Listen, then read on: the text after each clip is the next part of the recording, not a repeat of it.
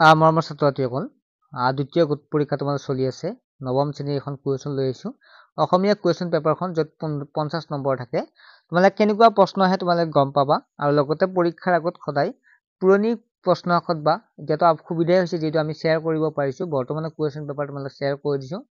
গতিকে তোমালোকে চাব পাৰিবা, তেতিয়াহ'লে তোমালোকৰ আইডিয়া হ'ব কেনেকুৱা প্ৰশ্ন আহে, বা ইয়াৰ পৰা ভালেখিনি কমন পৰে যিহেতু বহু ছাত্ৰ-ছাত্ৰীয়ে আমাক পৰীক্ষা দিয়াহি হয়।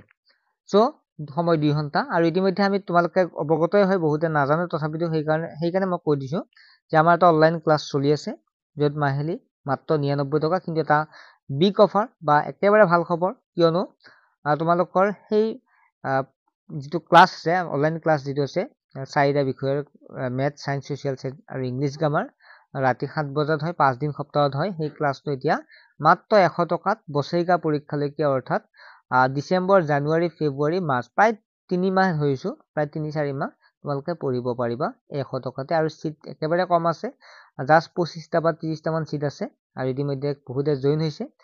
গতিকে কোনো ছাত্ৰই জইন হ'ব বিচাৰে সোনকালে হ'ব পাৰে, তাৰপিছত আমি ষ্টুডেণ্ট নাৰাখোঁ, কিয়নো পৰীক্ষা পাতিবৰ কাৰণে আমাৰ বহুতো অসুবিধা হৈ পৰে এই ছিষ্টেমলৈ। গতিকে যিসকলে জইন হ'ব বিচাৰিছে হৈ লোৱা।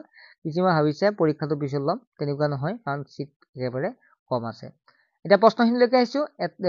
যিসকলে জইন হোৱা, হোৱাটছএপ নম্বৰটো SMS কৰিবা, তোমাৰ নাম, ক্লাছ আৰু ডিষ্ট্ৰিক্টখনৰ নাম দিবা, তেতিয়াহ'লে আমি তাত QR কোড এটা পঠিয়াই দিম, তাত মাত্ৰ 100 টকা এটা পে'মেণ্ট কৰিলেই হ'ল। এতিয়া বহুতে ভুৱা বুলি ভাবে, তোমালোকে আমাৰ প্লেলিষ্টবিলাক চাই ল'বা, কিমান আগৰ পৰা আমি ক্লাছবিলাক কৰি আছোঁ। 1 নম্বৰ, অতি চমু উত্তৰ লিখা যিকোনো 5টা। ক দি আছে, মহাভাৰত আৰু অষ্টাদশ পুৰাণ প্ৰণেতা কোন? অসমীয়া ল'ৰাৰ ব্যাকৰণ পুথিখনৰ ৰচক কোন? লেখক কোন? কবিক বিশাল দৃষ্টি কোনে দিলে? কিৰণ নিধি যোজনাৰ আঁৰৰ মানুহজন কোন? সুখ কবিতাটো কোনখন পুথিৰ পৰা লোৱা হৈছে? থ্ৰী ছিষ্টাৰ নামৰ চিনেমাখন কোনে নিৰ্মাণ কৰিছিল? উত্তৰ লিখা, য'ত 2 পূৰণ 6, এটা 2 নম্বৰত 6টা আছে।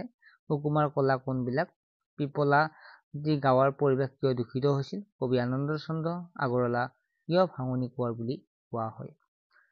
কবিয়ে কিহৰ দ্বাৰা দিগন্ত কপাবলৈ মন মেলিছে চমুকৈ বুজাই লিখা? অধিকাৰ আৰু শাসনকৰ্তা নথকা দেশ এখন কেনেকুৱা আচৰণ কৰে? ডক্টৰ ভূপেন হাজৰিকাই পৰিচালনা কৰা 2খন চলচ্চিত্ৰৰ নাম লিখা। 3 নম্বৰ, প্ৰসংগ সংগঠিত আখৰ ব্যাখ্যা কৰা যিকোনো 2টা, য'ত 4 পূৰণ 2 8 নম্বৰ আছে, 2টা লিখিলেই হ'ল। ইয়াত তোমালোকে দেখাই পাইছা আৰু পঢ়ি থকা নাই, তোমালোকে লিখিবা। 3টা দিয়া আছে, 2টা লিখিলেই হ'ল। 4 নম্বৰ, চমু টোকা লিখা যিকোনো 2টা, বশিষ্ঠ ডক্টৰ ভূপেন হাজৰিকা, বশিষ্ঠ বা ডক্টৰ ভূপেন হাজৰিকা বা হেমচন্দ্ৰ বৰুৱা, 2টা লিখিলে হয়। ঈশ্বৰৰ পাছতে পিতৃ-মাতৃ আমাৰ মাননীয় কথাষাৰ বুজাই লিখা, 3 নম্বৰ আছে দেই। কিৰণ নিধি যোজনাৰ অধীনত পিপলান্তি গাঁৱৰ মানুহে পালন কৰিবলগীয়া যিকোনো 3টা দায়িত্ব উল্লেখ কৰা, 3 নম্বৰ আছে।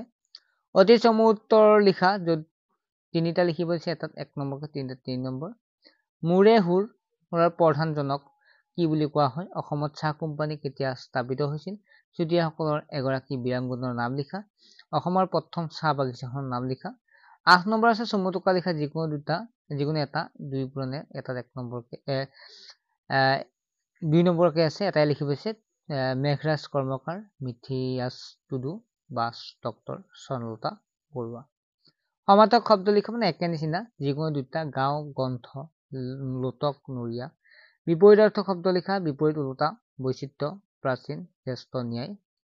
বাক্য ৰচনা কৰা যিকোনো 3টা, হাতে কামে দিনে নিশাই খেতি বাতি, নিয়ম শৃংখলা। 12 নম্বৰ, ভাৱ সম্প্ৰসাৰণ কৰা যিকোনো এটা, 12টা মাহত 13টা খেতি বা অচিন কাঠত থোৰা নলগাবা। ছাত্ৰ-ছাত্ৰীসকল, আশা কৰোঁ তোমালোকে এনেকুৱা প্ৰশ্ন আহিলে ধুনীয়াকৈ কৰিব পাৰিবা, আৰু মোৰ বিশ্বাস আছে তোমালোকে পঢ়ি আছা আৰু ধুনীয়া এটা নাম্বাৰ পাবলৈ সক্ষম হ'বা।